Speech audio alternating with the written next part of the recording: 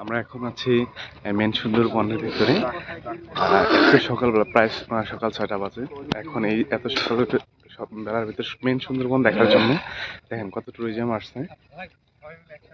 আমার পিছনে দেখতেছেন ওরা সকাল 6টার আগে উঠছে, প্রায় 5টার সময় উঠছে শুধুমাত্র এই সুন্দরবনের দৃশ্য দেখার জন্য, তাছাড়া কিছুই নেই এখানে।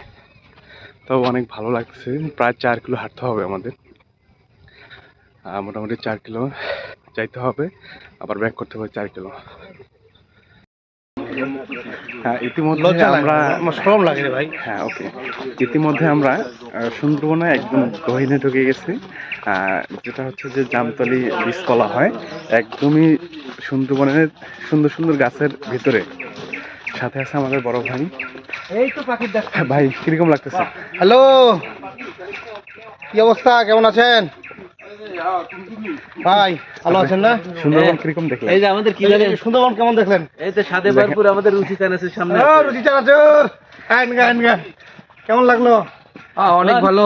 ওয়াও, কালকে রাত্রে লঞ্চে আমাদের মধ্যে এতটা বিনোদন দিছে বড় ভাই। ভাইকে আমি বলবো যে ভাই সুন্দরবনের ভেতরে এসে জামতলের ভিতরে কিরকম লাগতেছে এখন? ভাই আসলে সত্যি কথা বলতে মিমটেক্স কোম্পানিকে ধন্যবাদ জানাই।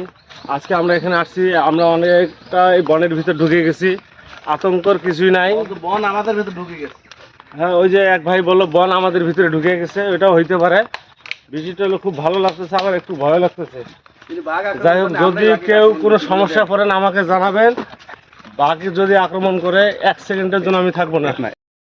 সুন্দরবনে এসে কক্সবাজারের ভিউ পাচ্ছি, আসলেই আমি নিজেই অবাক হয়ে যাচ্ছি। সুন্দরবন আসলেই কক্সবাজারের ভিউ ভাই।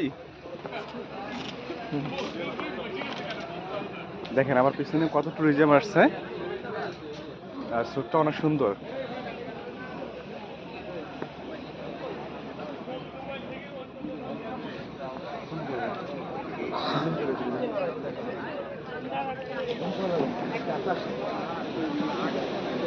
এইখান থেকে একটা বিষয় দেখবেন, দেখেন সূর্য কেবল উঠতেছে, উদয় হচ্ছে, কিন্তু ঘন কুয়াশার কারণে ওইরকম ভাবে দেখা যাচ্ছে না।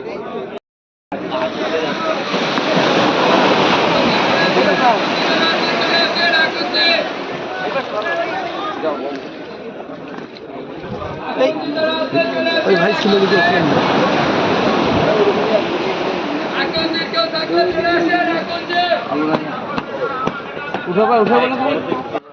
সুন্দরবনের ভিতরে যতটুকু জায়গা ভালো লাগছে তার মধ্যে একটি পয়েন্ট হচ্ছে যে জামতলা সি বিচ। সকাল 6টার সময় এসে সূর্য উদয়মান দেখতে হয়, অনেক ভালো লাগছে। মূলত আমরা সকাল 6টার সময় উঠে জামতলা সি বিচ দেখার জন্য আসছিলাম। এখানে সমুদ্র সৈকতের ভিউ পাওয়া যায়। অবশেষে 1 ঘন্টার সময় পার করার পর এখান থেকে জামতলা সি বিচ থেকে আমরা চলে দিয়েছি আমাদের গন্তব্যস্থলে।